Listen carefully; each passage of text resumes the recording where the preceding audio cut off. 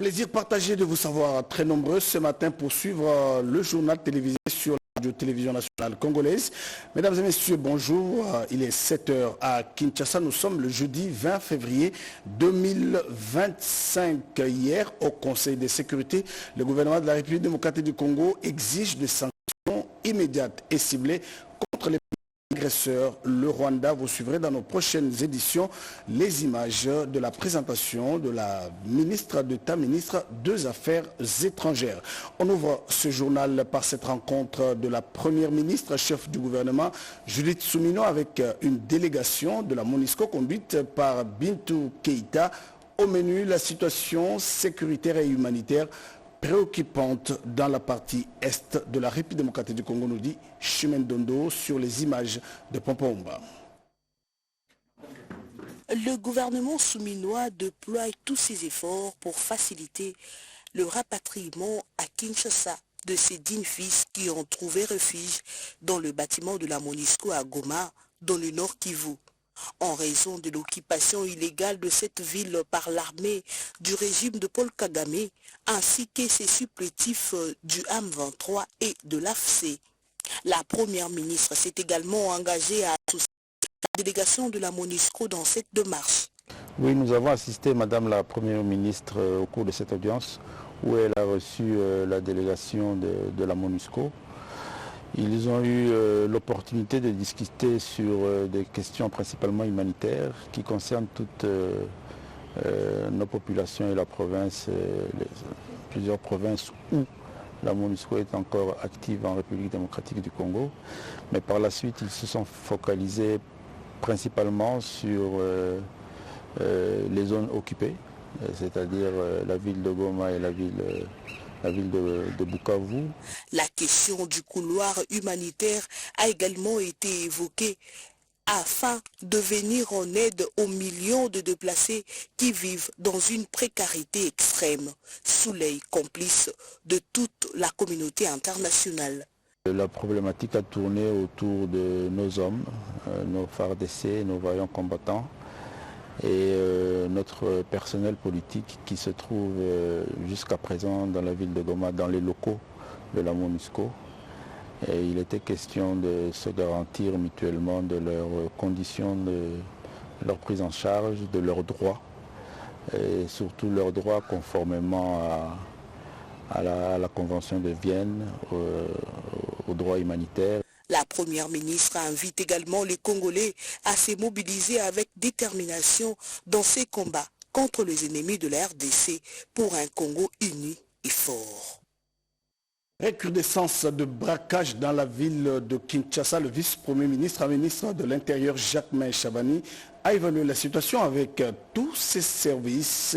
Il ressort de cette réunion des mesures urgentes prises pour sécuriser la ville de Kinshasa, nous dit Bobo Amani Mokonzi. Les Kinois appelés à vaquer librement à leurs occupations. C'est ce qui ressort de la réunion du Conseil de sécurité présidée par le vice-premier ministre, ministre de l'Intérieur et Sécurité, maître Jacquemain Chabani. Réunion au cours de laquelle la situation sécuritaire de la République démocratique du Congo en général et de la ville de Kinshasa a été passée au plein fin après plusieurs spéculations visant à fragiliser la cohésion des Kinois en cette période où la partie orientale de la RDC est occupée par l'armée rwandaise. Le gouverneur de la ville de Kinshasa, Daniel Bumba, rassure la population quant aux mesures et dispositions sécuritaires urgentes prises pour offrir la quiétude et la sécurité à la population. La ville de Kinshasa est stable, nonobstant quelques faits bénins signalés, de braquage, et puis voilà, des infiltrations non autrement identifiées, mais les enquêtes se poursuivent pour que ces malfrats soient déférés devant les instances judiciaires. Concernant le présumé braqueur, appréhendé dernièrement, le patron de la ville de Kinshasa rapporte que les enquêtes se poursuivent pour mettre la main à ces différentes bandes qui perturbent la quiétude de la population kinoise. Il s'est propagé beaucoup de faux bruits, beaucoup des alertes fausses qui a essayé d'instaurer l'intoxication sur justement les orientations du vice-premier ministre, ministre de l'Intérieur, pour presser la population de ne pas céder à la stigmatisation, à la division de nos communautés. Les Kinois sont appelés à la vigilance et à faire attention à la désinformation, question d'éviter la propagation de la stigmatisation et division au sein de la population, a-t-il renchéri. Agression de la République démocratique du Congo par le Rwanda avec ses supplétifs de M23 et mobilisation générale. Le vice-premier ministre, ministre de la Défense, avant l'étape de Kananga, était à Mbuji-Mayi où il a appelé les jeunes à s'enrôler massivement pour défendre la partie agressée. C'est une marée humaine qui a répondu présent ce mercredi 19 février 2025 au boulevard Laurent-Désiré Kabila à Mbuji-Mayi, chef-lieu de la province du Kasaï oriental. Ils sont venus recevoir avec empressement et motivation le mot du vice-premier ministre, ministre de la Défense nationale et des anciens combattants, maître Guy Kabombo Mwadi-Envita, porteur d'un message du commandant suprême des FARDC, le chef de l'État Félix Antoine Tshisekedi Tshilombo. Un vibrant appel à l'enrôlement massif des jeunes au FARDC en vue de défendre l'intérêt. Cette guerre nous imposait injustement par le Rwanda et ses supplétifs terroristes du M23 AFC. Dans son allocution, maître Guy Kabombo Mwadi-Envita a souligné l'importance de la force juvénile comme relais d'une armée puissante. Dans ce meeting populaire à Mbuji-Mayi, Guy Kabombo Mwadi-Envita a invité la jeunesse kassaïenne à l'unité nationale et à une solidarité derrière le commandant suprême, Félix Antoine Tshisekedi Tshilombo, mettant ainsi halte au discours de haine et tribal. Quelques recrues en formation ont manifesté leur volonté d'aller au front sans plus attendre en vue de défendre la patrie jusqu'au sacrifice suprême en faisant la guerre contre le Rwanda et ses supplétifs du M23 AFC. Épris de leur motivation et courage, le vice-premier ministre, ministre de la Défense nationale et des anciens combattants les a invités à la patience et à une formation de qualité afin d'avoir une bonne posture sur les théâtres des à Kinshasa, Nadine Kilosho nous parle de la Caisse nationale de sécurité sociale de l'agent public, la SENSAP, qui entre dans le giron de l'inter-africaine. Le vice-premier ministre, ministre de la fonction publique, Jean-Pierre Liao, a évalué la question avec ses services qui hissent la SENSAP au standard international. Soucieux de faire évoluer la Caisse nationale de sécurité sociale des agents publics de l'État, SENSAP en sigle, selon le standard international, le vice-premier ministre, ministre en charge de la fonction publique, Jean-Pierre Liao, avait sollicité l'appui de la conférence interafricaine de la prévoyance sociale, CIPRES en sigle, pour évaluer les activités de la SENSAP. Conduite par Cécile Germic, secrétaire exécutive de la CIPRES, la délégation de cette organisation africaine à caractère social a été reçue le mardi 18 février 2025 par le vice-premier ministre Jean-Pierre Liao en vue de lui faire rapport de cette mission d'évaluation. À l'issue de la mission d'exploration qui a eu lieu du 22 au 26 avril 2024, notre constat a été clair que la SENSAP bénéficiait de tous les attributs pour intégrer le portefeuille des organismes de prévoyance sociale de la CIPRES, à savoir qu'elle remplissait les conditions d'autonomie de gestion telles que prévues par nos textes. Et c'est à cet effet qu'elle a intégré notre portefeuille. Le Conseil des ministres a autorisé son intégration dans notre portefeuille le 14 juin 2024 à Genève en Suisse. Entrée dans les girons de la CIPRES, la SENSAP prend des allures des géants depuis l'arrivée du régime du chef de l'État Félix Antoine Tshisekedi Tshilombo, comme l'a affirmé Madame Cécile Germic. Cette intégration déjà est à son initiative. Il faut dire qu'elle avait été entamée avant son arrivée au poste. Les résultats n'étaient pas fructueux au départ, mais avec son arrivée, les choses ont évolué. Et cette caisse a rempli toutes les conditions qu'il fallait intégrer notre portefeuille. Et c'est avec beaucoup de joie que nous avons accueilli la nouvelle de l'intégration. Il faut dire qu'elle a eu lieu depuis le 14 juin 2024 et qu'à la suite de cette intégration, nous venons faire l'audit général. Et donc, la SENSAP a participé à notre Conseil des ministres en tant qu'expert plein. Le secrétariat exécutif de la conférence interafricaine de la prévoyance sociale est très satisfait de l'évolution de la SENSAP. Autre chose, à présent, lors du briefing passé avec le ministre de Mines, le gouvernement de la République met en lumière le pillage des ressources minières de la République démocratique du Congo par le Rwanda avec ses supplétifs. Pillage Pillage des ressources minières de la République démocratique du Congo. Les raisons de la guerre d'agression rwandaise. Thème central du briefing spécial avec comme invité le ministre des Mines Kizito Pakabomba Kapinga Mouloumé. Bien avant, le ministre de la Communication et Médias Patrick Muyaya Katembo a peint une situation marquée par cette agression barbare du Rwanda qui continue à endeuiller la population. Pour les porte-parole du gouvernement, Kigali fait une guerre uniquement pour piller les ressources naturelles de la RDC. Car sans cette guerre, les régimes rwandais ne sauraient survivre. Si aujourd'hui le Rwanda choisit en réalité de nous imposer cette guerre de cette manière avec autant de violence, c'est parce qu'ils savent que l'avenir de leurs enfants est compromis par rapport aux mesures que nous avons prises. Même ceux qui sont leurs complices aujourd'hui, ils ne seront jamais en mesure, quel que soit le cas de figure, de payer la facture de la guerre qu'ils nous font. Parce qu'en réalité, les intentions sont permanentes de dire que cette partie de l'Est, que ce soit au niveau politique, au niveau militaire ou au niveau économique, va rester dans les régions pour poursuivre les sales habitudes qu'ils ont accumulées depuis 30 ans. Et le président de la République a dit non. Il a dit non de la manière la plus ferme. Non pas parce qu'il faut simplement dire non, mais parce que nous avons, nous, besoin de capter les ressources que sont les nôtres. Dans son adresse, Kizito Pakabomba, ministre des Mines, a démontré que l'origine de cette guerre d'agression est le pillage des ressources naturelles de la RDC. Il a énuméré les efforts que déploie le gouvernement pour empêcher les Rwandais de minerais pillés en RDC au prix du sang dans les marchés internationaux, en commençant par les régions africaines. Ces mesures qui sont en train d'être prises ci et là sont des mesures qui, pour nous, en tant que République démocratique du Congo, nous assurent de pouvoir profiter de ces richesses pour le développement de notre pays. Mais en face de nous, nous avons une économie qui dépend en grande partie de ce pillage et en grande partie de ce vol des ressources. La République démocratique du Congo s'organise pour pouvoir mettre en place et profiter des ressources générées par le secteur minier, en particulier sur l'est du Congo, mais cela dérange visiblement notre voisin qui vient et qui aujourd'hui, pour la survie de leur régime, se mettent à piller, se mettre à tuer nos populations avec les massacres que nous avons connus, que ce soit à Goma et aujourd'hui à Bukavu avec certains enfants qui ont été tués. Le pays des 1000 collines, le Rwanda bien sûr, qui n'a pas de l'or dans son sous-sol, en produit jusqu'à 800 kilos les jours. Une production qui lui fait gagner plus de 60 millions de dollars par jour.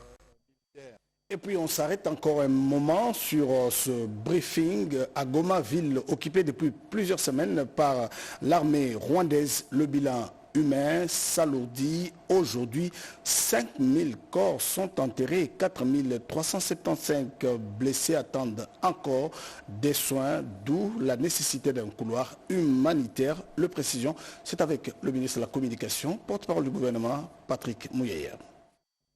Le bilan humain sur les carnages perpétrés à Goma, dans la province du Nord Kivu, par l'armée rwandaise, continue de s'alourdir. Au cours du briefing presse tenu le mardi 18 février 2025, le ministre de la Communication et Médias, Patrick Muyaya Katembo, a donné des chiffres actualisés des massacres commis par les terroristes de la coalition AFC M23, soutenus par l'armée rwandaise. Il y a 5000 corps qui ont déjà été enterrés. Donc les bilans, d'après les derniers chiffres reçus du ministère de la Santé, nous allons dépasser les 8000 morts. Au-delà des intimidations, parce que les agents qui sont ici, nous vous parlons des chiffres, des structures, des santé. On ne parle pas de ce qui s'est passé dans les avenues, dans les rues, parce que vous savez tous que Goma a été transformé en cimetière pendant quelques jours. Dans les structures de santé, on a recensé 1568 morts dans ceux qui y étaient. Donc, ça s'y rajoute. Heureusement qu'on a pu obtenir un couloir humanitaire pour faire parvenir le sang qui avait été pris ici. Aujourd'hui, on est à plus de 4375 blessés dans les structures de soins de santé. Je précise. Les structures de soins, ça veut dire qu'ils ont été enregistrés dans les hôpitaux.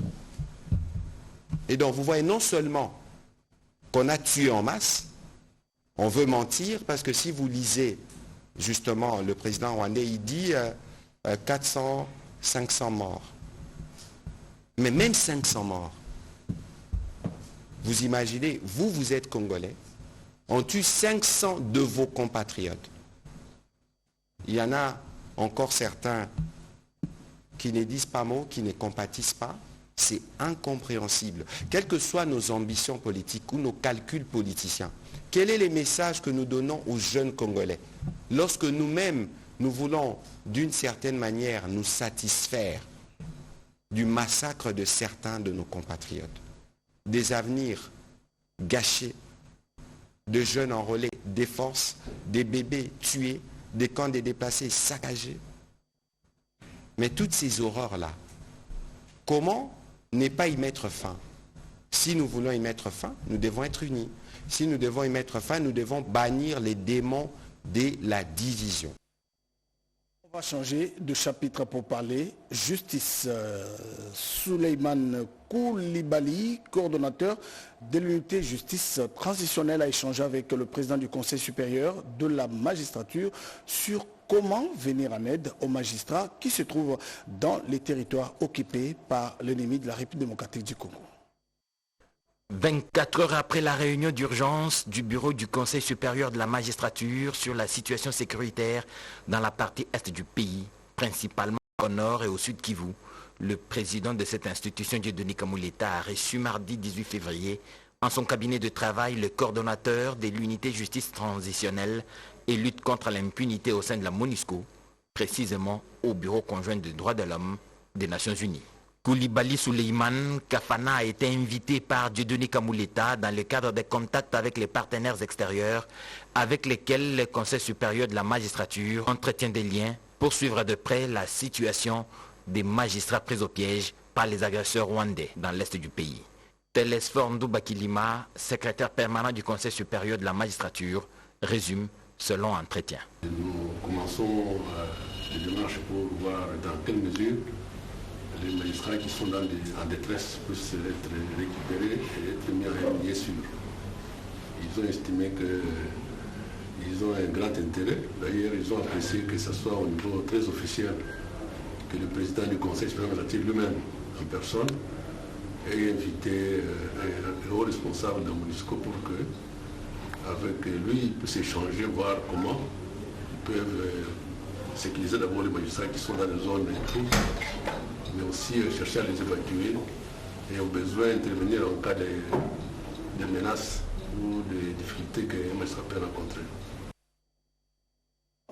Au Kasaï oriental, c'est à 1h20 de vol de Kinshasa. L'Assemblée provinciale et le gouvernorat du Kasaï oriental fument finalement le calumet de la paix après la médiation de la vice-ministre de l'Intérieur. Fini la hache de guerre entre l'exécutif provincial et l'Assemblée provinciale du Kasaï oriental. Autour de la vice-ministre de l'Intérieur, Eugénie Tchelakamba, émissaire du gouvernement central en Mbuji-Mayi, les deux institutions provinciales décident de taire leurs divergences et s'unir plus qu'avant pour soutenir le chef de l'État et commandant suprême Félix-Antoine Tshisekedi Tshilombo, les FARDC et leurs alliés Ouazalendo pendant cette période où le pays est agressé par les Rwandais et ses supplétifs du M23.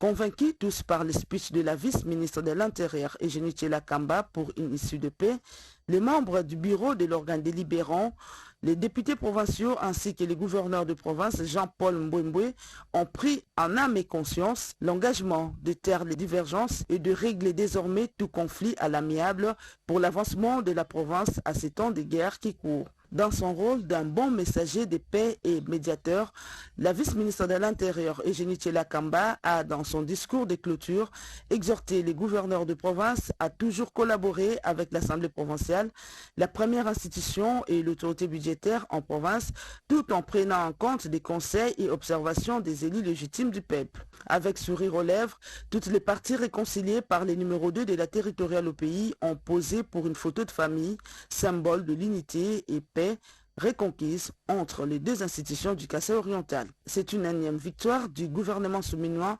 depuis son investiture pour la stabilité des institutions provinciales après la dernière crise déjouée à l'Assemblée provinciale du Kasaï central par la même vice-ministre Eugénie Lakamba. Retour à Kinshasa, Lucie, la vie Tissenda nous parle dans ce reportage que vous allez suivre tout à l'heure de la digitalisation du système d'information de paie des agents et cadres de la fonction publique qui sont dans les territoires occupés par les agresseurs rwandais. Le système d'information de la paie des enseignants géré par la DINACOPE constitue un élément clé dans la gestion du personnel enseignant du sous-secteur de l'éducation. Ce système a présenté ses limites surtout en termes de fiabilité des données, ce qui justifie sa mise à jour surtout sur le plan technologique. Un atelier a été organisé dans ce sens par le ministère de l'Éducation nationale et Nouvelle Citoyenneté. Parmi les recommandations, le renforcement de la sécurité informatique surtout dans les coins les plus reculés du pays. Des formations certifiante et la mise en place d'un data center pour assurer la flexibilité et la protection des données. Au nom de Madame la ministre d'État à l'Éducation, le vice-ministre a salué l'expertise et l'implication des participants. Ces assises constituent donc pour nous une occasion précieuse de renforcer notre engagement collectif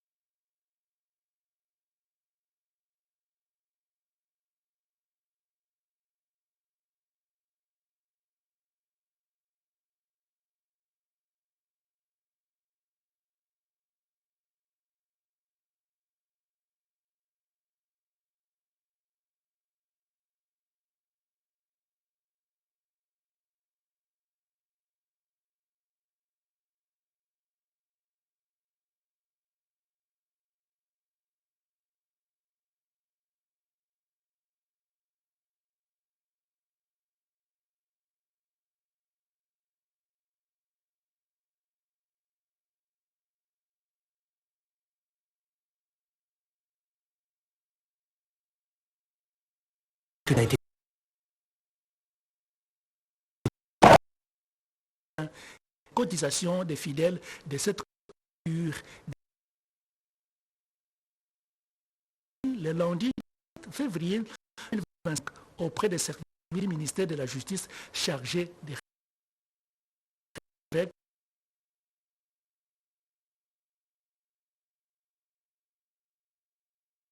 et de